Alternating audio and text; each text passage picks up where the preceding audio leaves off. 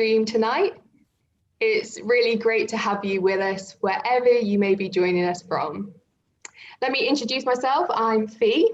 I go to Jesmond Parish Church in Newcastle, and I work with the wonderful group of students that are part of our church family. Now, I wish that we could be meeting you in person, but an online event is still a great way for us all to get together. During your time as a student, I'm sure many big questions about the lives we live and the world around us will come up. We want to be thinking more about these big questions that really matter and engaging in conversations around them. So that's what we're doing tonight. This evening, we are thinking about the question, how can I feel connected? Hasn't life changed so drastically from a year ago? For most of you out there, you've either moved to a strange new city for the first time, or you've moved back to a city that now feels very strange. We live in an age of social distancing and self-isolation. I mean, most of us had never even heard of Zoom a year ago, and now it's part of our daily life. And so this question of connection is one that has probably risen to the surface for many of us. So it's set to be a brilliant evening together. We really hope that you'll enjoy tonight as we engage in this question and explore what it reveals about humanity and consider the hope that Jesus offers. We've got a jam-packed hour ahead. In just a moment, I'll introduce Pete Dre, who is our speaker this evening. He'll be delving into the question, how can I feel connected? Now, as you listen, you may have questions or comments that come to mind. We'd love for you to ask them, and Pete will be answering them in a Q&A time after the talk.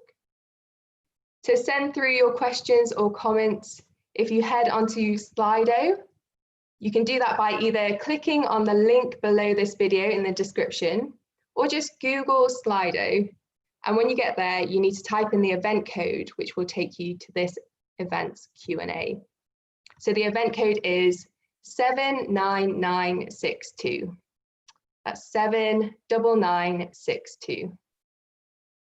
All the questions are sent anonymously, and even if you don't have any questions of your own that come to mind, or you can upvote others if that's one you'd like to hear an answer to yourself. As I said already, please feel free to ask your questions. It'll be really great to have an interesting discussion after the talk. Not only is Pete speaking this evening, but we'll also be hearing from Kate, who's a fresher at Newcastle University, and she'll be sharing a bit about her experience of time at uni so far. Well, let's get cracking on with the evening ahead. Let me introduce to you Pete. Hi, Pete. Evening, Fee. Hi, really good to have you with us. Thanks so much for joining us.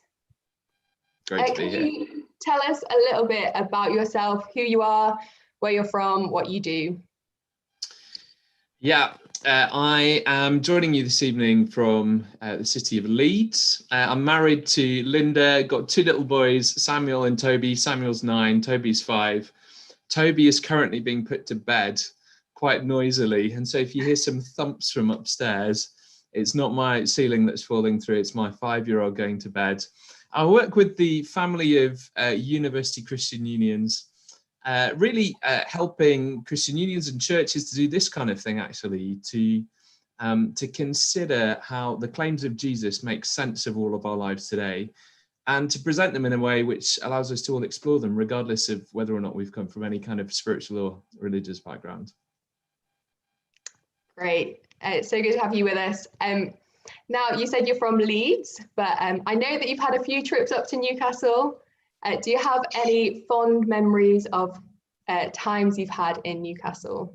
Oh, loads. I've got to say, though, so I'm not originally from Leeds. I was brought up in Bournemouth, so I'm a Bournemouth supporter. The very last time I was in Newcastle was to go to St James's Park, where sadly Newcastle United beat Bournemouth 2-1, and that was the beginning of quite a disappointing season last year. So that wasn't a very happy memory, even though it was the last one. But yeah, no, lots of friends in Newcastle, lots of time spent in Olive and Bean. I was remembering just an amazing cream tea that I had with friends at Fenix as well.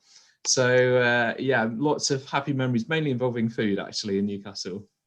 That sounds about right. When I have friends who come, food is normally top priority. So that's great. Nice. Thank you very much. I'm going to hand over to you now as you speak to us. Thanks. Great, lovely to be with you all this evening. Really looking forward to your questions and comments tonight as well. We're thinking about this important theme of how can I feel connected? Now, I wonder if we started with a little kind of word association game, what you would associate with the words connect or connection or connected.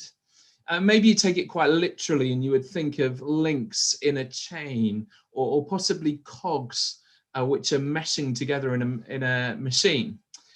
Maybe you think about wireless technology. It's connecting to Wi-Fi or to Bluetooth.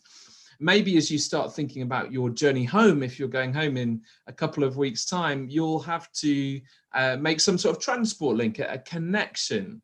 Maybe at the train station. Maybe it's thinking for that special connection. It's thinking about romance, that spark. Either way, when we talk about being connected, we're aware that we can't really think of ourselves as kind of free-flowing nodes, as individual actors. The fact that we're even thinking about this question tonight of how can I feel connected shows that we instinctively hold that we thrive best when we are rightly linked to our environment, and particularly our social environment. Now, here's where we're going tonight. What I'm going to suggest this evening is that this isn't just a question of deep psychology, which has just emerged within us. But in fact, our desire for connection is reflective of the relational reality in which we find ourselves, in which we live and move and have our being. Do you know, research confirms that instinct that we are made for connection. I've been reading recently a work by two psychologists called Greg Walton and Shannon Brady. In fact, they've given their lives to researching connection. And they suggest that when we seek to connect with people around us, all of us ask a set of questions. Just going to think about three of the questions that they say that all of us ask. The first one is this. When it comes to connection, we ask the question, does anyone here even notice me? Does anyone here even notice me? If we don't feel noticed, we can never feel connected. So at the most basic level, we want to be seen and recognized by others. That's crucial for our connection. And these psychologists say that even small acts of recognition can be incredibly powerful when it comes to feeling connected. So even somebody knowing your name counts a lot. We know that, don't we, ourselves? But again, psychological research shows that. In one study, people who were being released from hospital, having been admitted for serious mental health struggles, were randomized to receive periodic postcards from the staff who'd cared for them in hospital. And these notes simply acknowledged the person. One went like this: Dear Joe, it's been some time since you were here with us at the hospital, and we hope that things are going well for you. If you wish to drop us a note, we would be glad to hear from you. Do you know, postcards significantly reduced relapses over a period of 2 years. And around 1 in 4 participants spontaneously expressed thanks for the cards in written responses. Here's what one person says: "You'll never know what your little notes mean to me. I always think someone cares about what happened to me. Even though my family have kicked me out, I am really grateful." To be noticed, to be known, is the first step in being connected. Now, we can't force people to notice us. We can't even force people to remember our names. In fact, as we'll think in a few minutes' time, it gets ugly if we try to make people notice us. But doesn't this first question hint at ways in which maybe those around us in Newcastle who are feeling disconnected we might just be able to start helping to be connected. Maybe it's as simple as just saying, what's your name? Or if you've forgotten it, can you remind me of your name? I wonder what little things you could do to show people that you've noticed them. The second question that Walton and Brady say that all of us ask is this: are there people around me that I connect with? And interestingly, they say that when we find that we have things in common with other people, even little details or experiences in our lives, we suddenly feel connected. Most of you are students, and do you know that undergraduates have been found to express greater interest in group projects and even to work much harder on them when they share a birthday with somebody else in their group? Seems such a strange little detail, doesn't it? Something in common, we connect. In his book, The Four Loves, the author C.S. Lewis writes it like this: friendship arises when two or more companions discover that they have in common some insight or interest or even taste which the others do not share, and which until that moment each believed to be their own unique treasure or burden. The typical expression of opening friendship is something like, "What? You too? I thought I was the only one." C.S. Lewis is saying we start to feel connected when we realize that we have things in common. One of the things that I found over this period where we spend a lot of time on Zoom is that cheesy icebreakers, while some of us love them, set other people on edge. But one of the principles from thinking about this stuff to do with connection is to start exploring different ways that we can get to know each other. One person suggests that you split into groups and then try to find things in common, the highest number of things that you have in common, the quirkiest thing that you have in common. Someone told me recently that they did this and they found that all of their dad's names began with G. And that was the beginning of a spark within that group. Maybe you could try some of these questions. They might help you and those around you to feel better connected, because we all want to feel as though we share things in common. Here's the third question that Walton and Brady say that we ask: am I valued? Am I valued here? At a basic level, Walton and Brady found that we feel connected when our basic categories of identity are seen and cherished. That might be our gender or our nationality or our ethnicity. And that's particularly the case if we're from a minority group. Just means the world, doesn't it? When I think I can be accepted and welcomed here just the way I am. More deeply, though, we feel connected when another person sees something of the real us, which goes more deeply in us, and yet they still value us. This means that to feel most deeply connected, we have to make ourselves somewhat vulnerable. We have to let people see parts of us that are often hidden. Maybe this is just me, but I find that with my own Spotify playlists. Which of them am I happy to be in public? Which of them am I definitely keeping to my secret guilty pleasures? If people were to see my true playlist, they might not value me or my music taste anymore. The same is true with not just Spotify playlists, but much more serious things. We have a couple of options. We can play safe and we can keep things hidden. But as long as we do that, we'll always feel somewhat disconnected, wondering whether the real us would really connect. Or we can take the risk and just show something of our hands, running the risk that if we're not valued, we may feel more disconnected than ever. Yet knowing that if we're valued, the possibility of deep connection can arise. The psychologists say, look, find a small number of friends that you trust and just gradually share some more personal things as you feel able, at a speed that suits you, but be brave. That's the way to connection. And I've got to say, a lot of this probably seems like common sense to you this evening, but if you're like me, you've probably come to reappreciate some of this common sense during COVID-19. And part of the reason we've come to reappreciate this wisdom is it challenges some of the big cultural stories that our culture holds to more widely. Let me just mention two stories that I think are desire for connection challenges. One is the big story told by naturalism. Naturalism says that, well, all that really exists in the universe are the things that we can touch and see and measure. If naturalism is the right story, that means that all that you and I are a Russian roulette of time and chance and genetics. And yet that story doesn't really feel that it fully dignifies what we've said this evening about what makes each of us us, or indeed of human relationships.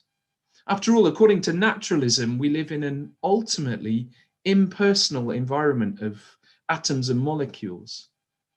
Any sense of personality or relationship are just things that we project onto dumb matter. That's one story that I think it challenges. The second one is the story of freedom that's most commonly told in the West. If you're brought up in the West, you'll have been schooled to think that your freedom is maximized when you can do whatever you want, whenever you want. Hasn't COVID-19 challenged that? Yes, we're all frustrated about the activities that we can't do. But more than that, we're frustrated by the fact that we can't do them with others, with the people we love. We live in a relational environment. Relationships matter. They're key to who we are.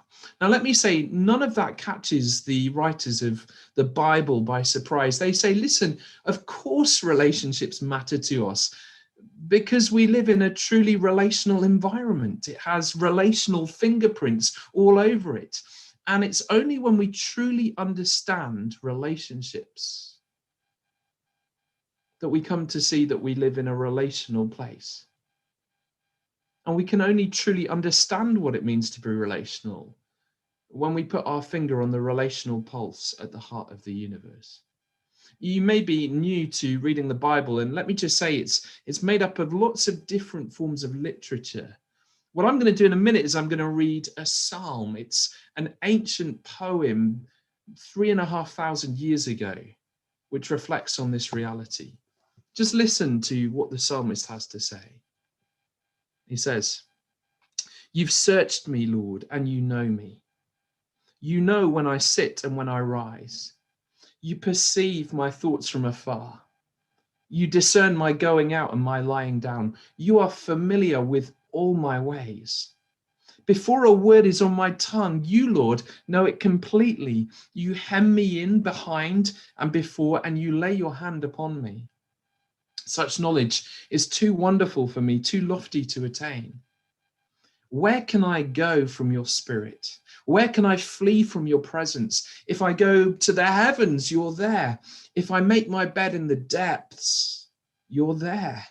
If I rise on the wings of the dawn, if I settle on the far side of the sea, even there your hand will guide me.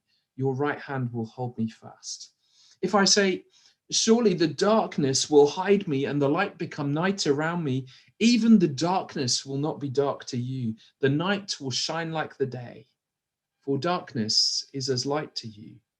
For you created my inmost being. You knit me together in my mother's womb. I praise you because I am fearfully and wonderfully made. Your works are wonderful. I know that full well. My frame wasn't hidden from you when I was made in the secret place, when I was woven together in the depths of the earth. Your eyes saw my unformed body. All the days ordained for me were written in your book before one of them came to be.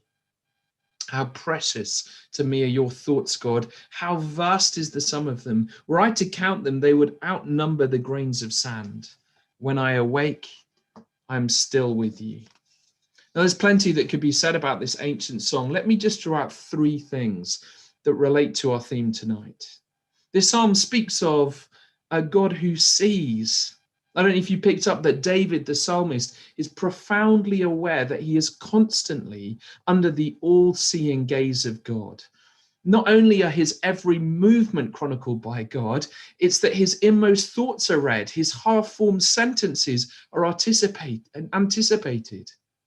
It's as if David says, God, you know me even better than I know myself. There's no place I can hide from you. There's no room in which I can exclude you. There's no area of my life which forbids you. Your knowledge of me is comprehensive and exhaustive. Whether I rise or I sit, whether I travel or I stay at home, there is no item of my life which is unknown to you or of no interest to you. We said earlier that very often part of our disconnection is that we just feel unnoticed. Psalm 139 speaks of a God who notices every detail in our lives. Secondly, the psalm speaks of a God who's always present.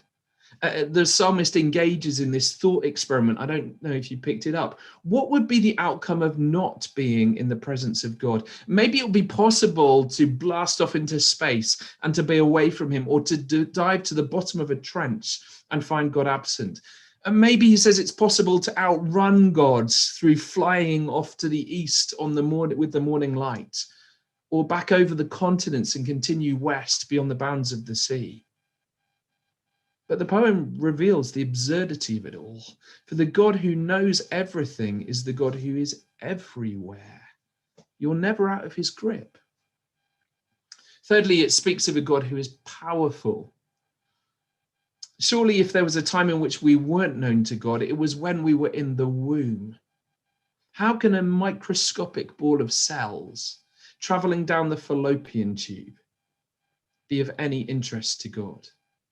You know, if even my mother wasn't aware of my existence then what could I matter to God? But never having seen an ultrasound doesn't prevent this ancient psalmist from using the most sublime language to describe God's care in piecing us together to become the people that he appointed us to be. You created me, said the psalmist, like a potter, an artist, shaping a vessel. You knit me together like a weaver, blending together threads in a tapestry. And not only that, says the psalmist, but from the vantage point of eternity, my whole life was mapped out before you. You knew exactly when I would enter the world. You know exactly when I am to leave it. But that gives my life meaning and value. Every story, every life has a meaning, a goal to which it's heading.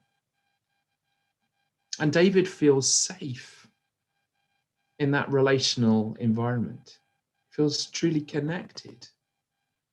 See, I think our tendency is to hear a poem like this and to think, this sounds more like a threat than a blessing, as if the psalmist is anticipating George Orwell's totalitarian state of 1984, oppressed by the constant reminder that Big Brother is watching ye. And yet the big story of the Bible shows that whilst we might instinctively feel scared to be connected to this kind of God, it is the supreme blessing. Because as the Bible story unpacks, we find that this is a God who knows everything about us. Not just the Spotify playlists, but every detail. Who sees us warts and all, but who loves us, who pursues us in that love, not only stepping into human time and space to make himself known, but through his death on the cross to make himself knowable. See, relationships are often damaged, aren't they, when what others have said about us or done to us becomes clear to us. There's a cost. But this God takes the cost of our broken relationship upon himself so that we might be connected to him, eternally reconciled, eternally known, eternally loved, eternally cherished, eternally connected. So what does that mean then, according to the Bible, we make of our desire for connection? Well, that it's like a signpost, that no person is like an island. It's a desire that has been given to us by God to draw us out of ourselves, into relationship with others, yes, but ultimately to be a homing device to call us to life with him, the only one behind our connectional reality. And we'll never know truly what it means to be connected as a human until we're connected into the relationship we were made for with him. But let me say also that when you come to know that connection with him, it also makes a real difference when it comes to connecting with others around us. even in this time when connection is quite hard and at a premium. See, when I know this real and deep connection with a God who sees me and knows me and loves me, I'm set free to look out for others. I no longer have to hoover all of the connection for myself. I'm able to notice those around me who are particularly vulnerable, who are particularly easy to be ignored. I no longer need to control or manipulate the situation so that I make my scratch so that people know my name. Actually, I know my God knows me and loves me. And in some situations, that set me free because it's enough. Truth told, I've had quite a difficult day today. Things haven't always been easy. But knowing this connection with God has been of sustenance to me. It sustains me when I feel lonely. It also frees me to make the healthiest forms of connection. I can be honest about myself because I know that I am cherished and forgiven and loved. That means that I can let down my guard. I can share things about myself and know that nonetheless I'm loved, but I can also be unshockable around others because there's a God who knows them and who knows their worst and who yet still loves them. Let me say that's one of the best things about Christian community. You might even have seen it amongst your friends who are at JPC. They're able to show the worst around each other and yet to be totally bound together in love. So what does it mean to be connected? Listen, there are lots of things that we can do to start connecting with those around us. But find yourself connected to the God who loves you. And not only will you find that deep desire for connection satisfied, but all sorts of resources to love and connect with those around you too. Looking forward to hearing your questions and your comments in a few minutes' time, but for the moment, back to Fee. Thank you, Pete, for speaking. That was great. So interesting to consider that question of connection more and think about the deep and eternal connection with God that we can have, that He's offered to us. I'm sure that's given us lots to think about, and it may be that it sparked questions for us. Can I encourage you again to be sending in your questions or comments to Slido? The event code again is 79962. 79962. Looking forward to going through those shortly. But before our Q&A time, I'm going to chat to Kate and hear a bit more about how that question of connection plays out in the life of a student. So Kate, hey Kate, thanks so much for being brave and joining us. It's really great to have you with us. Yeah, it's good to be here. Yeah. Tell us a bit about yourself. Yeah, sure. So my name's Kate. I'm a first year. I'm studying linguistics at Newcastle University. I'm from Guildford originally, which is just south of London. I'm staying in Maris House Halls at the moment, which is near Leazes Park, if you know where that is. Something to know about me, my hobbies are netball, walking, because apparently that's all we can do at the moment, and watching a film with a bar of dairy milk, of course. Lovely, making the most of the walking at the moment, of course. You just said there that you're a fresher, so you've only been in Newcastle for really only a couple of months. Obviously, your start to uni has been quite different to a normal fresher experience. What has it been like so far for you? So yeah, it's safe to say that it's not quite what I expected it to be. So my first week was really cool. So I met my flatmates, which was really exciting. I was messaging so many people from CU and from my course. I was just on the go all the time, and it was so great because that's what Freshers was all about. And then on just the week after, my flatmate got a positive test result for coronavirus, and I was like, oh. So we spent close to 2 weeks in isolation, which was pretty okay because we got along as flatmates, but it was still frustrating. And there were times where I was like, why did I even come to university if I'm just going to sit in the same room for the whole time? But it soon came to an end, and I was able to get out, meet lots of people, go to church, and just be able to like build the relationship that I wanted to, and start to just explore the city, which I now get to call my home for the next 3 years. It's been great, but it's not all been like sunshines and daisies. So I think it's all a bit like you need to get used to it, and it's a bit of character building at this point. Yeah, thanks for sharing. What a roller coaster of a couple of months, I bet. I know that you're a Christian, Kate. What difference has your faith in Jesus made during the start of uni? Well, it's really made all the difference for me. I don't really know where I'd be without my faith. I found that with everything going on, the anxieties about the world, about what I'm going to be doing even next week, sometimes I felt even too great to bear, but I just knew that I had the strength that I had from within, and it was just so amazing to have that strength renewed every morning. I won't lie that when I've gotten busy, the first thing to go is the daily devotion, because I'm like, I can skip that. I've got too much other stuff to do.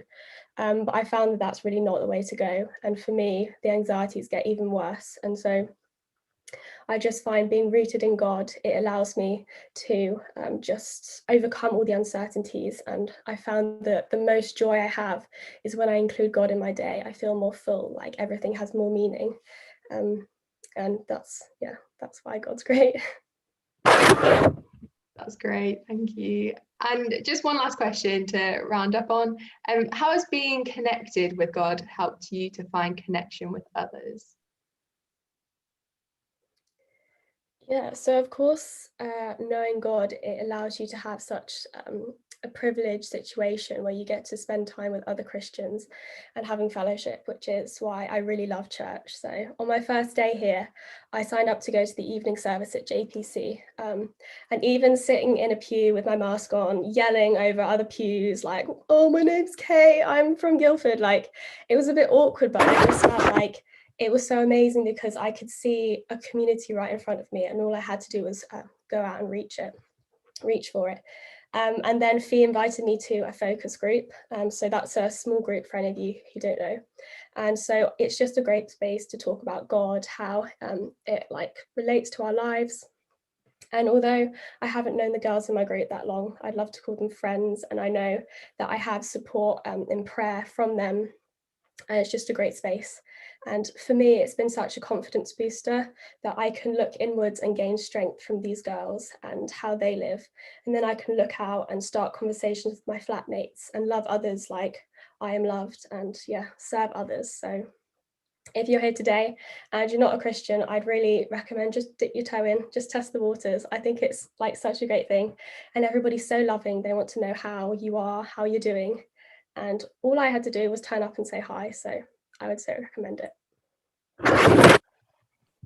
Okay, thanks so much for coming. Thanks for sharing with us. We really appreciate it. I know it can be quite daunting sometimes doing stuff like this. So really appreciate that. Thank you. Now it's time to go to our Q&A session. So I'm wondering if Pete is still there. I can bring him back. Great, phew. Good to have you back, Pete. We're going to have a look at some of the questions that have come through on Slido. There's been a good few that are here and they're keeping on coming, so that's brilliant. We'll see how many of these we can get through. If you have more questions that come up, keep asking them. If you've got something that you want to come back on what Pete has said, please do send those through as well. Let's start with the one which is at the top, being upvoted 5 times. What does connecting with God look like in practice? Yeah, brilliant question. What does it mean to connect with God? Well, first, connecting with God means joining him.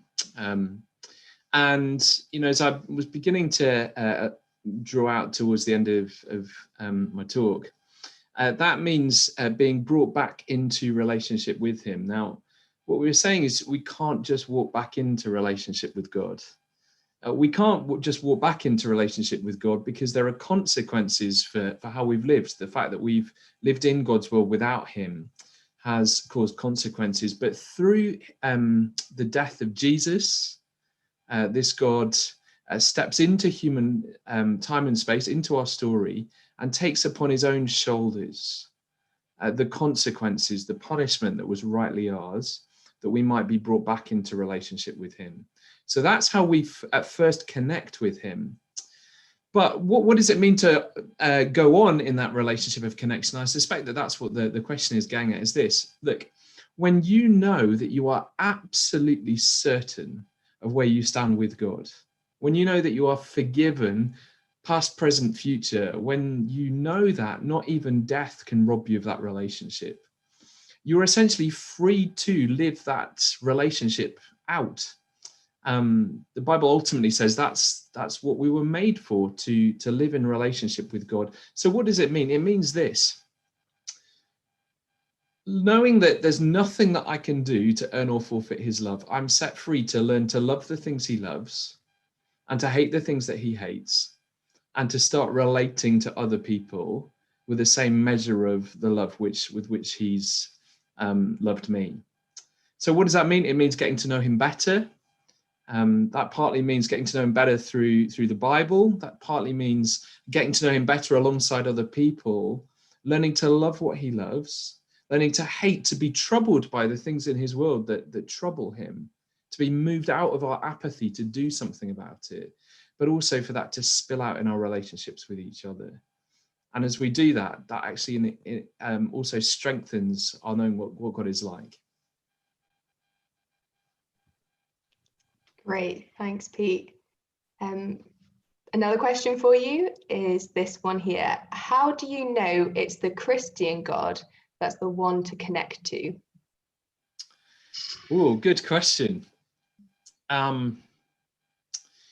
So I guess the question is, okay, and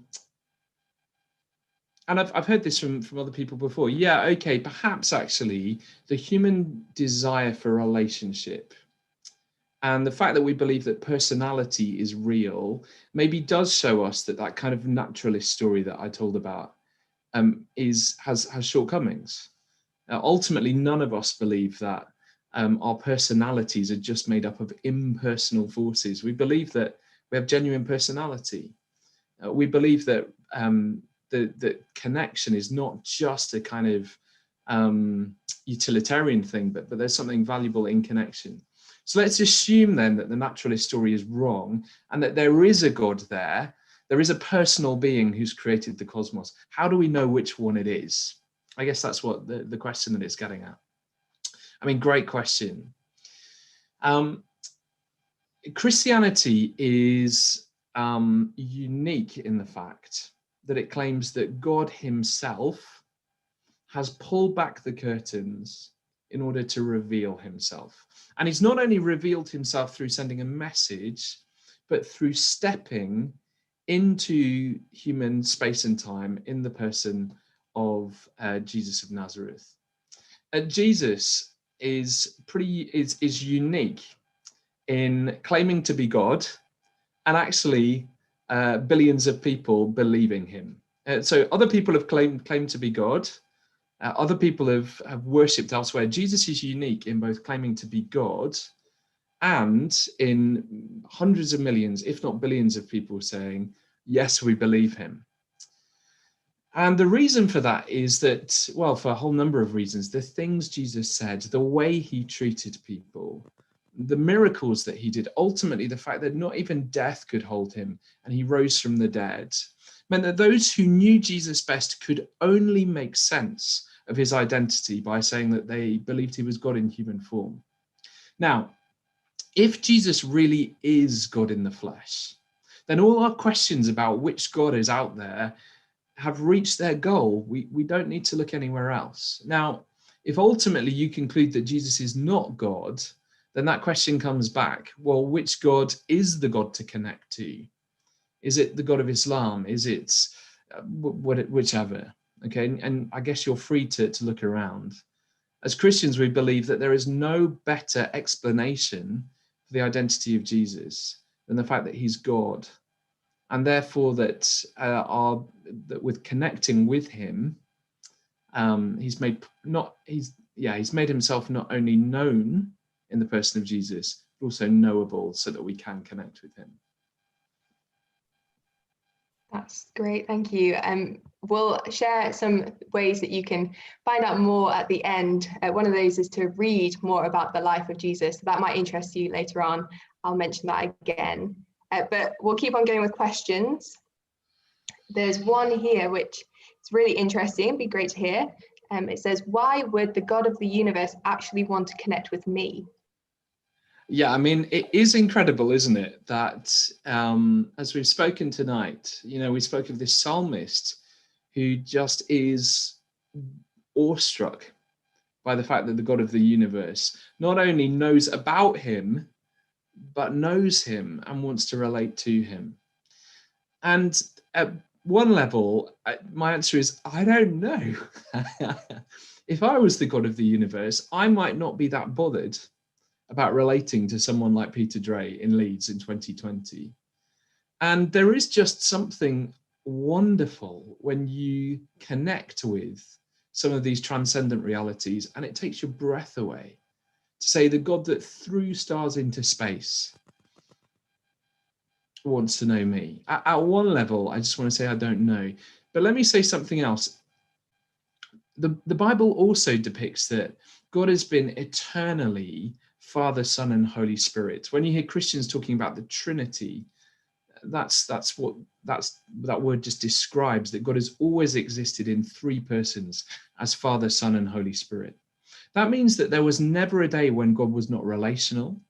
That means that there's never been a day when God was not love. And the ultimate reason why God made people like us in order to love us was ultimately this, that the love that existed between Father, Son, and Holy Spirit, it was almost as if it was too good just to keep to themselves. And therefore, they created many others so that we too might be drawn into what they have in relationship together. This is a God who is relationship all the way down, such that even then when it comes to people like me in Leeds in 2020, they say, yeah, and we want him.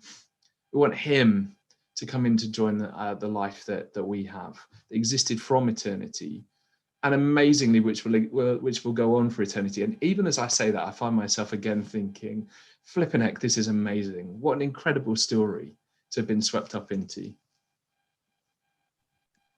Yeah, that's fab. It is spectacular, isn't it? It's kind of mind-blowing as you even say it out loud. We've got a couple of questions here which are talking about cliquiness and thinking about outsiders. I wonder if we can take them together. There's one which says, how do you begin to diffuse cliques that might make it difficult for outsiders to connect? And then there's one which is about the church, and it says, if God loves and welcomes us, why is the church so often cliquey? Oh, wow, big questions. Okay. How do we diffuse cliques? Well, if what I have said tonight is true, then connection and friendship has been given to us to draw us out of ourselves into relationships with other people, but ultimately into relationship with God. Okay. But it's possible then to only see friendship as a need. Okay. And if I see friendship as a need, particularly actually if I don't know that connection with God that meets me on those days in which I feel a bit wobbly and to be honest, lonely, like at times I have today, I can go around being very needy. Okay. And essentially I see, I think I used the image earlier of being a friendship hoover, where we're just sort of trying to suck up as much friendship as we can because we think, I need these relationships. And to be honest, then when other people come in and it feels as though it's dulling the quality of relationship that I have with my friends, I'm not going to be especially friendly to them. And in fact, sometimes I'm going to deliberately cold shoulder them because I look at other people as a threat. This person is my friend, they're not to be your friend. Okay, now, if actually I know that I'm sustained by the God who knows me and loves me, then yes, there is something of a human need for friendship. But actually, the Bible doesn't speak so much about the need for friendship as much as the gift of friendship. So instead of me then thinking, oh, how many friends do I need in order to be able to get through my time in Newcastle? I'm now given the question, who can I be a friend to in their time in Newcastle? It flips on its head. I'm no longer thinking of friendship as something to magnetize for myself, but something which I can freely give away. Now, and so the more that I dwell on the more that I think, you know what, I have been given much in order to be able to share, the more then that begins to free me to notice those who are on the edges who may be far lonelier and far more in need of friendship than I am. Why did churches get this wrong? Well, churches get this wrong because, as we've said, God connects with us not on the basis of being brilliant, but on the basis of taking upon himself the fact that we've got a lot of things wrong and we continue to get things wrong. The more that Christians saturate ourselves in the story of this God who comes and meets us in the person of Jesus and takes all of our failure, the Bible's word is sin, upon himself, the more that frees us to look away from others. But we're all works in progress. And therefore, sadly, sometimes Christian community can be just as distorted as any other community. I think the question to ask, though, is Christian community, is church life cliquey? Is it distorted because of the story that we hold to, or despite the story we hold to? And actually, maybe it is this story of Jesus which can free us from the cliquiness, which, to be honest, dogs every friendship group, or potentially dogs every friendship group and every community that can come together. That's really helpful, Pete. Thank you. There's one which I don't think it's come off the back of it, but it's quite similar to just the bit about church, the question about church we've just had. It says, how can I feel part of a church I've never even met? I mean, that's really hard, isn't it? Okay, that's really hard. And my heart goes out to you if you've moved to Newcastle recently, and actually you'd quite like to be part of one of these communities, and it's just very difficult.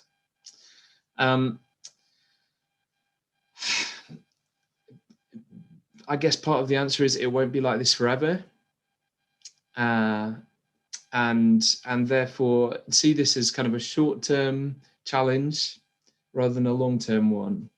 I think if you've moved to Newcastle, and to be honest, you're pretty set on JPC as the place that you go to, there are aspects of life that you won't yet be able to enjoy with the whole church family together.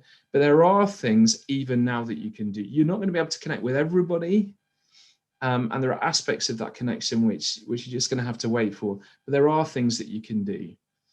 You can still, I know that connecting on Zoom isn't as good as connecting in person. I know that cold walks in Newcastle is not as good as hot chocolate in a cafe. But there are means of that connection that we can have. And do you remember what those psychologists found, Walton and Brady? That actually, when you find that you have things in common, you start to connect. Now, I think, what does that mean for church life? In the most objective sense, if you're a Christian, you have Jesus in common, and therefore you have everything in common. And do you know what that means? That means sometimes you can get into the Zoom call, even when you feel a bit fatigued by it, even when you feel a bit awkward, and think, do you know what? These are my people. And I found that that's just kind of forced me out of my pity party sometimes when it comes to relating to people at church over the past 6 months, thinking, do you know what? We have Jesus in common, and therefore we have the most important thing in common. The other thing, though, I think genuinely you can do is this exercise of just thinking, when I meet people from church, let's just discover what we actually have in common together. And you know, even if you have 2 or 3 people with whom you think, yeah, do you know, we've just got a couple of little details in together that will help sustain you over the next few difficult months until church life begins to become more normal, well, it looks like in Easter and beyond. But my heart goes out to you. Yeah, thank you, Pete. There's one here which is, Quite a personal question. Says, any tips for broken human relationships? I mean, it's difficult without knowing the detail of the situation to be able to comment on it very much. Do you remember what I said though about connecting with God means on the basis of knowing our absolute acceptance because of Jesus' death on the cross, we're set free to learn to love the things that Jesus loves, to hate the things that he hates, and to learn to treat other people in accordance with how he's treated us. And what does that mean then? It means partly that because we've been brought into relationship with the living God on the basis of forgiveness, that gives a capacity and a new power for us to forgive others, even when they've deeply hurt us. We believe that our God is a God of second chances, and therefore as his people, we want to be people of second chances as well. Now, even when we're offering second chances, it may be that you've been so profoundly hurt that actually this borders on something to do, borders on abuse. And actually, even as we offer second chances, it may just be that this relationship in and of itself has come to a dead end. Even there, though, we're called, even as we might take practical provisions through stepping away. And I don't know that this is the case, but at an extreme level, that's what we're called to do. Even then, though, we're called to be people who model the kind of love and grace and second chances that we've been shown. One of my favorite Bible verses says, it's talking actually about where there are broken relationships. It says this: be completely humble, be gentle, be patient, bearing with one another in love. And, we love that sentiment. But actually, when you recognize that even you as you are have been swept up into this relationship of love with God, that he has come to connect with us, that he's taken the cost of our brokenness upon himself, it gives a new power to be a peacemaker. One of the titles associated with Jesus that we'll think about at Christmas time is that he's Prince of Peace. And later in the Sermon on the Mount, he teaches, blessed are the peacemakers, because they'll be called sons of the living God. It's as if Jesus is saying you're a chip off the old block when actually you pursue peace in the midst of broken relationships. Now, there's a whole bunch that could be said here. But I guess the short answer would be, and this is just, again, one of my favorite phrases of the Bible, it says this: love always hopes. If we love people, we're never willing to write off a dead end as the full stop. We always hope, we always pray, we always seek to mend the relationship in as much as it is possible within us, and we ask God for his help there. But without really knowing the details of that, I'd just say don't give up on the relationship. And I guess Fee or somebody else at JPC might be able to draw alongside you to hear your story, to pray with you, and to think about some practical things that you could do in hope and love to seek to mend that relationship where possible. Yeah, absolutely. Thanks, Pete, for saying that. And as Pete just said, we would love to follow up with these kind of conversations. If there's hurts and pains, we would love to meet with you and pray with you and chat more about it. So please do let us know at the end. We'll tell you again how you can do that later on. There's a question, I think we've probably got time for a couple more questions. One here that says, how do we know God isn't just an imaginary friend? Yeah, I mean, in some ways that's similar to the previous one, isn't it? About how do you know that the Christian God is the God that's worth connecting with, or something like that. I think I would say, I'd say two things. One is that I think there are all sorts of facets of reality that just make no sense if God does not exist. We've thought about one tonight, this idea that if all that exists is impersonal matter, then actually that makes a mockery of our personality. Speaking about tonight, makes a mockery of love, makes a mockery of everything relational. In those moments in which I most feel moved by relationship, I just have to say, ultimately, this is just the laws of physics causing me to have a particular brain reaction and causing me to respond in this way. We actually find ourselves having to explain away all of the most precious parts of our humanity, of our personhood. And so I'm absolutely convinced that reality is personal. And that would just be a good thing for you to think about if you're asking this question. Does impersonal reality, an atheistic universe, actually make sense of what life really feels like? Does it dignify those moments which are most precious to you? So that's the first thing. But then the other reason, and the ultimate reason I believe in God, is that I can find no other satisfactory explanation for the identity of Jesus. The quality of Jesus' own relationships, the beauty of his teaching, the way that he fulfilled prophecy, the way that he related to not only those in power, but the least, the last, and the lost, the miracles that he performed, the beautiful works that are done in his name today, and ultimately the fact that he rose from the grave, causes me to think there is no better explanation than he is God. And I guess it's both of those things. Reality doesn't make sense in an atheistic worldview, but also the person of Jesus.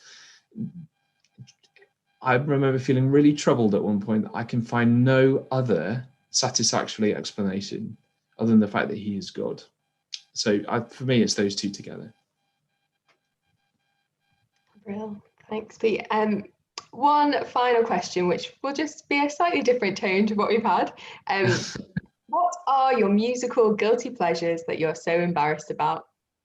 Oh my word! That whoever put that is low.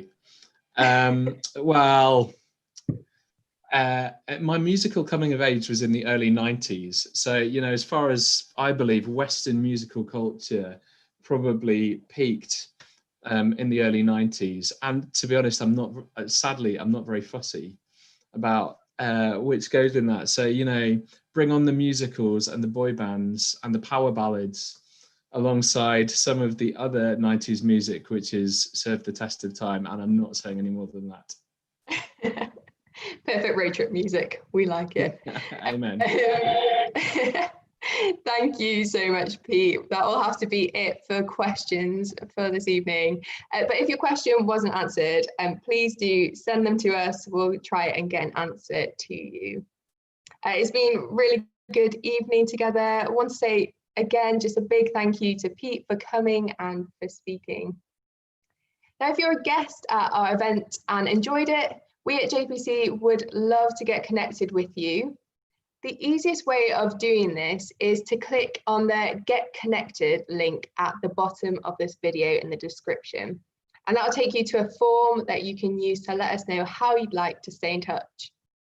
We're offering a few different ways that might interest you in getting connected with us. Maybe you'd like to chat more with a friendly face. We'd love to take you out for a coffee, go on a walk somewhere and chat some more. Maybe you'd like to come to a Christmas carol service. Yes, Christmas is almost here.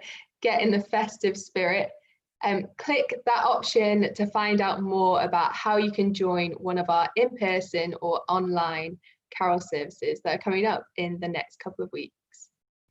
Or maybe you'd like to spend more time looking at what the Bible says about how we can feel connected and find out more about who Jesus is and whether what he says is true.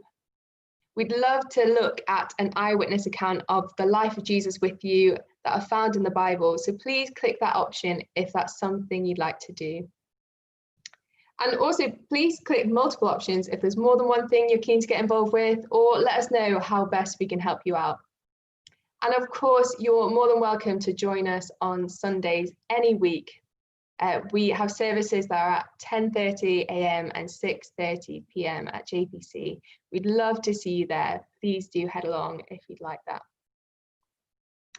all that's left to say then is a big thank you again to Pete for coming, and for Kate also chatting to us and sharing a bit about herself and her story. And thank you to you for joining us. We really hope that you've enjoyed this evening together. We've loved having you here, and we'll hopefully be able to meet you in person really soon. Hope you have a great rest of the week. Bye.